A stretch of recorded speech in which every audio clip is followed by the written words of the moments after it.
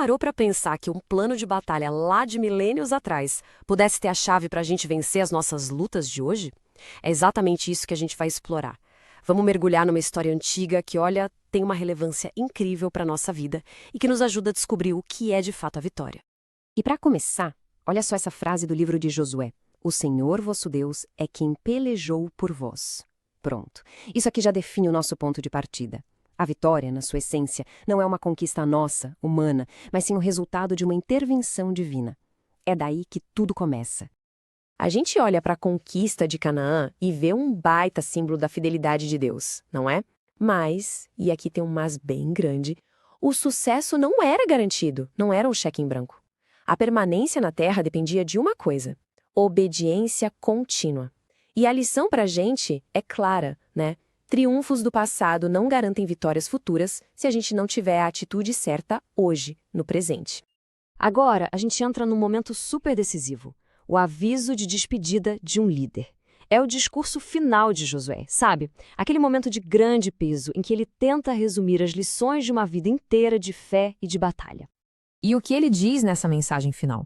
Bom, é um lembrete muito poderoso. Primeiro, ele diz que o descanso que o povo estava vivendo não veio da força deles. Não mesmo. Foi Deus quem lutou, quem derrotou nações que pareciam, assim, invencíveis. E o mais importante, ele dá um alerta. Olha, a missão ainda não acabou, não. Ainda tem território a ser possuído, ainda tem promessas para a gente alcançar. E aqui está o pulo do gato. A vitória nunca foi automática. Não era uma coisa garantida, sabe? Um fato consumado. Pelo contrário, era uma possibilidade sempre ali, presente. Mas que exigia o quê? Confiança. Uma confiança constante e fiel na ajuda de Deus que estava disponível. Não era um troféu para pôr na estante. Era uma batalha diária. Certo, agora vamos trazer essa história toda para os nossos dias. Como é que essas batalhas de antigamente se conectam com as nossas lutas de hoje em dia? Essa é a pergunta de $1 milhão, né? Como é que uma guerra por um pedaço de terra que aconteceu há tanto tempo pode ter algo a dizer sobre as batalhas que a gente trava aqui dentro, na nossa mente, no nosso coração? A resposta é que existe sim um modelo. E é um modelo surpreendentemente claro.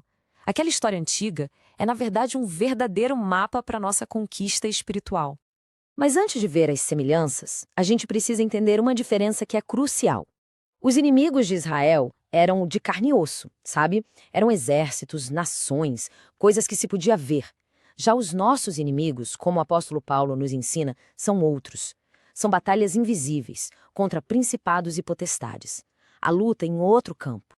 E aqui vem o primeiro grande paralelo. Assim como foi com Israel, as nossas vitórias não vêm da nossa força. De jeito nenhum. Elas acontecem por intervenção divina. A fonte do poder é exatamente a mesma.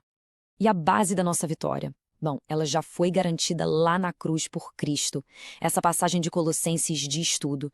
Ele despojou, ou seja, desarmou os principados de potestades e os expôs publicamente. O triunfo já aconteceu. A vitória já foi conquistada. O que a gente precisa é viver essa vitória no nosso dia a dia. O segundo paralelo é uma consequência lógica do primeiro. Pensa comigo, se a batalha é espiritual, as armas também precisam ser, certo? A gente não luta com as ferramentas deste mundo. A gente luta com aquilo que Deus nos dá. E essa passagem de Coríntios não deixa dúvida. As armas da nossa luta não são carnais, mas são poderosas em Deus. Armas como a oração, a palavra, a fé, elas têm um poder divino, um poder real, para derrubar aquelas fortalezas na nossa mente e no nosso espírito. Agora o terceiro paralelo que fala da nossa parte na história. É assim, Deus dá o poder, mas a gente é chamado para ação. Não dá para ficar parado. Lembra que Josué teve que marchar? Pois é. Hoje a instrução é tomar toda a armadura de Deus. Fé de verdade não é ficar de braços cruzados, é confiança em movimento. E, por último, o quarto paralelo.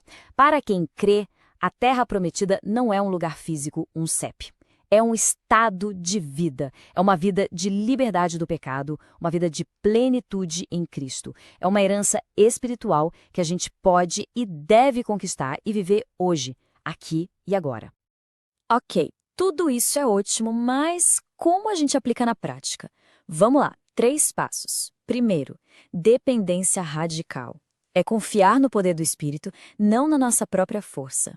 Segundo, estratégia divina. obedecer o que a palavra de Deus diz e a direção que o Espírito dá. E terceiro, entender que a vitória é progressiva. O crescimento espiritual é um processo, um passo de cada vez, assim como a conquista de Canaã foi pouco a pouco.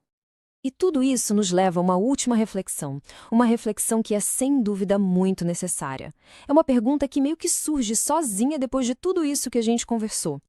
A pergunta é esta: com tantas promessas maravilhosas, com tanto poder à nossa disposição, por que ainda assim a gente acha tão fácil pecar? Porque essa luta ainda é tão real, tão presente e, convenhamos, às vezes tão difícil? Fica aí essa questão para a gente pensar. Talvez a resposta tenha a ver com o quanto a gente, de fato, aplica esses princípios que vimos hoje. Se esta nossa conversa fez sentido, se ajudou de alguma forma, considere curtir e compartilhar. Assim, essa mensagem de esperança e de vitória pode chegar a mais gente. Um abraço e até a próxima!